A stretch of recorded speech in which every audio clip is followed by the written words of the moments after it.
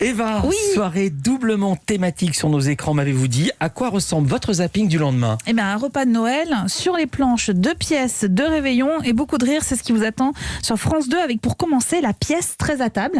C'est une pièce signée Marc-Gilbert Sauvageon qui avait déjà été présentée dans le cadre de Au Théâtre ce soir dans les années 60. Je me rappelle. Et que, bien sûr, vous n'étiez pas encore né, voilà.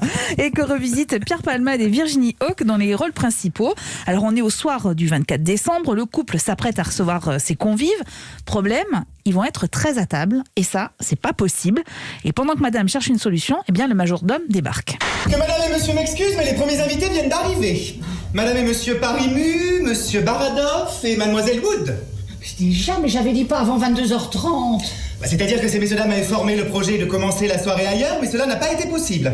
Il paraît que tout est plein. Les cafés, les cinémas, les théâtres, les églises, enfin tout quoi. Comme vous ne savez pas où aller. Évidemment, allusion à la situation sanitaire du moment. C'est un moment croustillant dans une pièce de boulevard virevoltante qui a été enregistrée samedi dernier.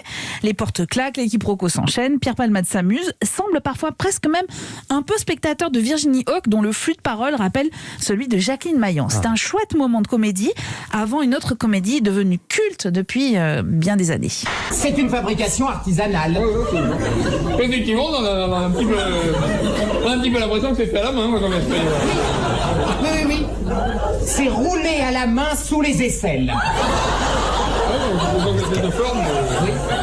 Ce qui est extraordinaire, c'est que les gens sont morts de rire alors que tout le monde connaît cette réplique culte. Alors ça, c'était des enregistrements qui dataient déjà de l'époque, donc tout le monde ne connaissait pas encore la pièce, mais ça fonctionne très très bien, C'est génial. notamment grâce aux mimiques de Thierry Lhermitte et d'Anémone, parce que vous l'aurez reconnu, c'est Le Père Noël est une Évidemment. ordure, la version pièce de théâtre, évidemment, créée en 79 par la troupe du Splendide, avec les fameux spots d'Ossiac, sorte de truffe au chocolat, j'ai bien dit le mot sorte de truffe, et pour mieux avaler cette horreur, eh bien rien de mieux qu'une petite liqueur.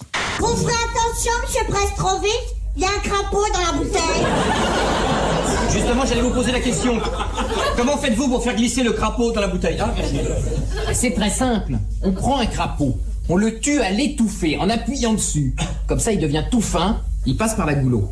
Et après, avec l'humidité, il regonfle. Et c'est ça qui donne le goût.